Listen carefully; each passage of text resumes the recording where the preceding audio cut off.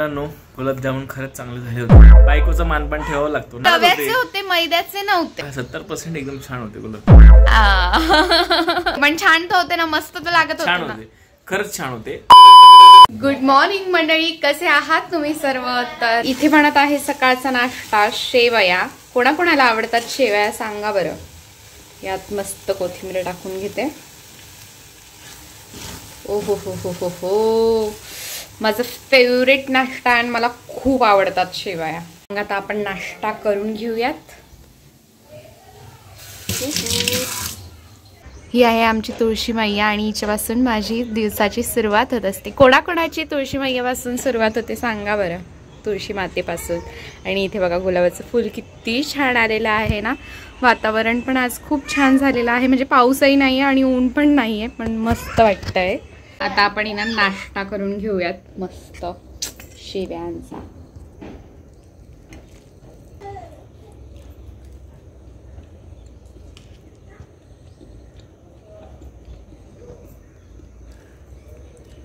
माझा सर्वात जास्त आवडता नाश्ता आहे. मला तिखट शेवया खूप आवडतात.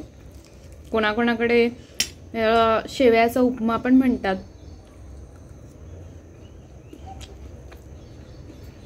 पण आम्ही सिंपल तिखट शेवया म्हणतो याला.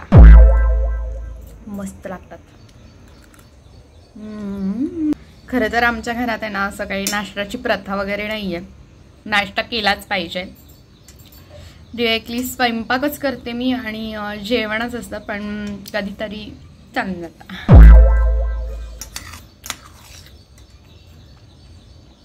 कधीतरी वाटतं ना की आज हे बनवावं ते बनवावं, मग करते. कोण कोण असं जेवणातला असं कढीपत्ता असतो तो खातो सांगा बरं. म्हणजे कढीपत्ता आवडतो यासाठी नाही, पण केसांसाठी किंवा आपल्या शरीरासाठी कढीपत्ता हा चांगला असतो खाल्लेला, त्याच्यामुळे मग खाते मी. खूप बोर होतंय. पूर्ण दिवस असाच गेला आणि त्यात उद्या रक्षाबंधन आहे. म्हटलं चला काहीतरी गोड बनवून ठेवूयात. आणि माझ्याकडे भरपूर रवा उरलेला आहे. म्हटलं रव्यापासून काहीतरी बनवता येईल का आपल्याला, काहीतरी बर्फी किंवा दुसरं काही.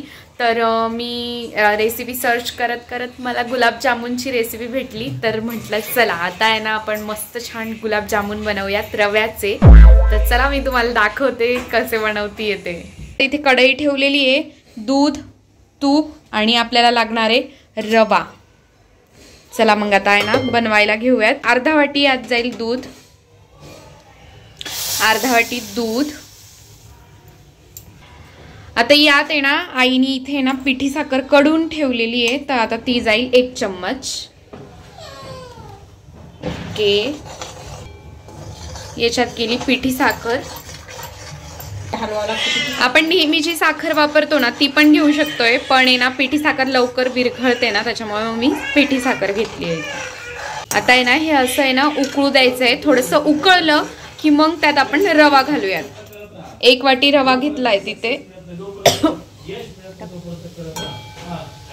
1 वाटी रवा घालतीये. आणि आता हे सर्व मिश्रण आहे ना चांगलं मस्त मिक्स करून घ्यायचं आहे. त्यामध्ये ना 1 चमचा तूप घालतीये. तर हे मिश्रण आहे ना चांगलं मस्त छान आहे ना मिक्स करून घ्यायचंय. थोडस आहे ना दूध कमी पडत होतं, तर दूध त्यात आहे ना टाकलंय थोडंसं, कारण खूप कमी झालं होतं दूध, मग त्यामुळे. आता हे ना चांगलं 2-3 मिनिटं वाफू द्यायचंय. यावर प्लेट ठेवते मी. आता हे 2-3 मिनिटं असंच वाफू द्यायचंय.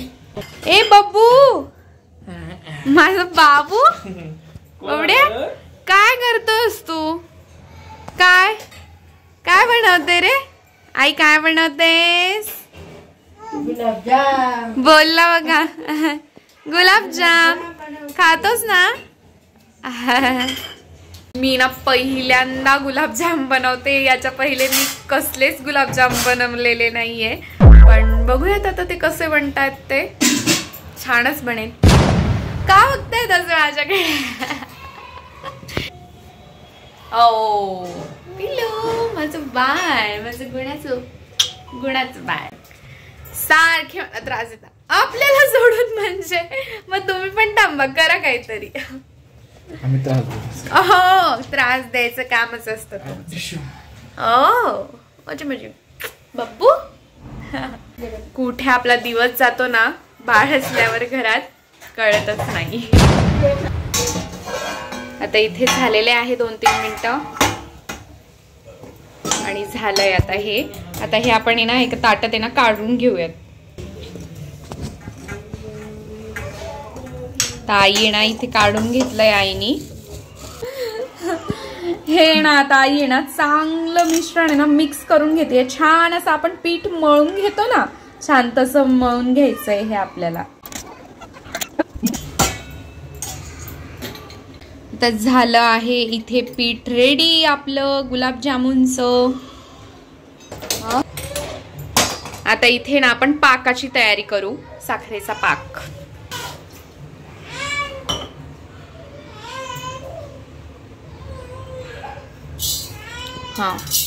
अर्धा कप साखर घेतली आईनी आणि तेवढंच आता आहे ना त्याच कपाने 1 कप पाणी घालते त्यात. आता हे याला एक उकळी आणून द्यायची आहे.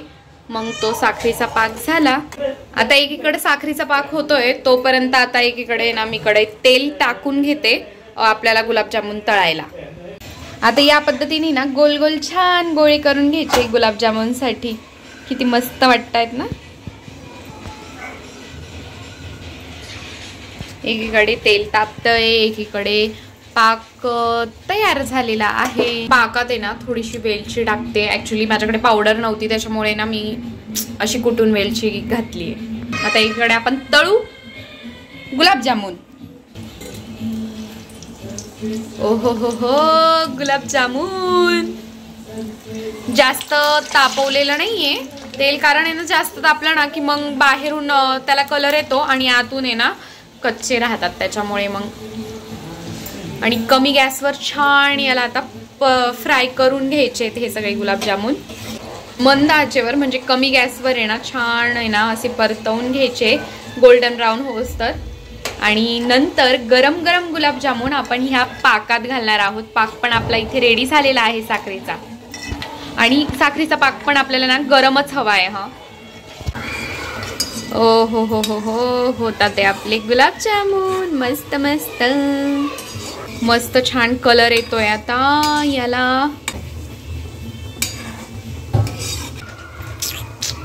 गुलाबजामुन तळतीये. वास इतका छान येतोय ना खरंच असं गुलाबजामुन सारखा वास येतोय मस्त. आई कसं वाटतंय गुलाबजामुन बनवून? छान वाटतंय. वास छान येतोय.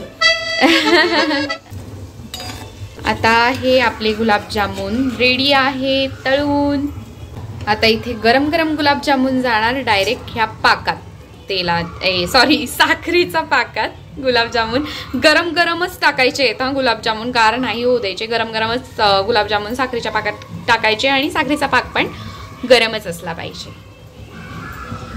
तर चला आता इथे गुलाबजामुन तर एवढे टाकलेत. आता बाकीचे तळून घेऊया.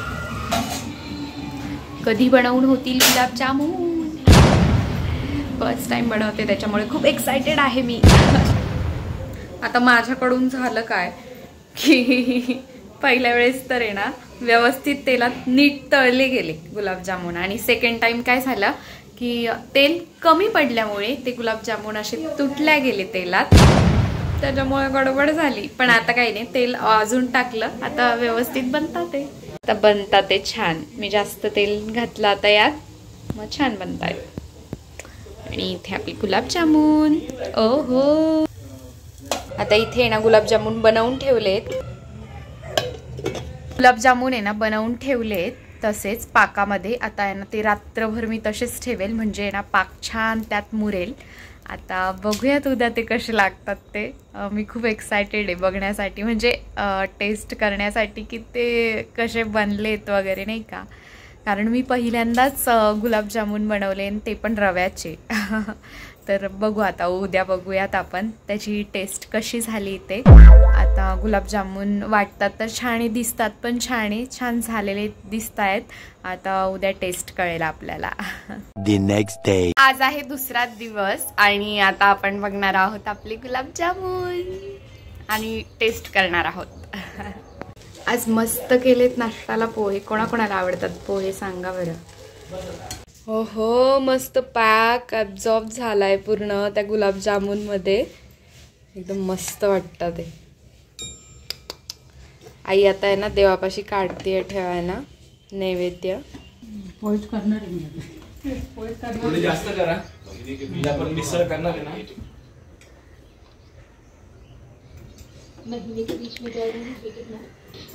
देवाला नैवेद्य दाखवलेला आहे. आता बघूयात आपण कसे लागतात ते. आता नाश्ता झालेला आहे. बघू आता यांना ना आपण गुलाबजामुन देऊयात. बघू ते काय म्हणतात ते. गुलाबजामुन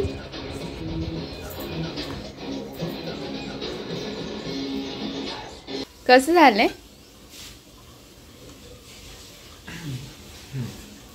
छान आहे. कडक झाले एकदम मस्त आले. टेस्ट अरे एकच नंबर. आणि बाहेरच्या पेक्षा एक नंबर झाला. असं वाटत नाही तू बनवले घरी. हा पार्सल आणले का समोरच्या स्वीट मधून? मी बनवले काल. वाटत नाही बनवले म्हणून. बसा काल बनवले मी. मला वाटलं समोरच्या स्वीट मधून पार्सल आणले का. छान आहे मग खरं बोलता. हा थँक्यू. आता बघूयात माझी टर्न आहे. बघते मी कसे लागतात.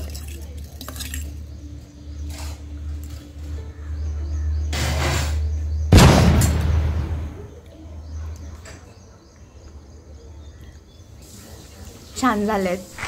म्हणजे एवढे पण नाही की बाहेरच्या पेक्षा छान लागतात ते. काहीही बोलले पण मस्त लागतात ते. आणि वाटत नाहीये की असे रव्याचे वाटत नाहीये पण छान लागतात ते. तर बनवू शकतात तुम्ही पण असे रव्याचे गुलाबजामुन मस्त लागतात. गुलाबजामुन खरंच चांगले झाले होते. आणि ठीक आहे बाहेरचे एवढे चांगले नव्हते. होते आता खरं बोलले मग अशी बोलत होते की बाहेर बायकोचा मानपान ठेवावा लागतो ना. अरे कहना क्या चाहते हो? तर बायकोला तुम्ही सांगितलं की 50% ओके होते 50% नॉट ओके होते किंवा 70% तरी तुम्ही ओके होते. पण बायको रव्याचे होते मैद्याचे नव्हते. मित्रांनो तुम्ही माझ्या मताशी सहमत असाल. तुम्ही लेडीज जरी असाल तरी तुम्हाला पटेल की नवऱ्याला असंच बोलावं लागतं की अरे 100% ओकेच आहे.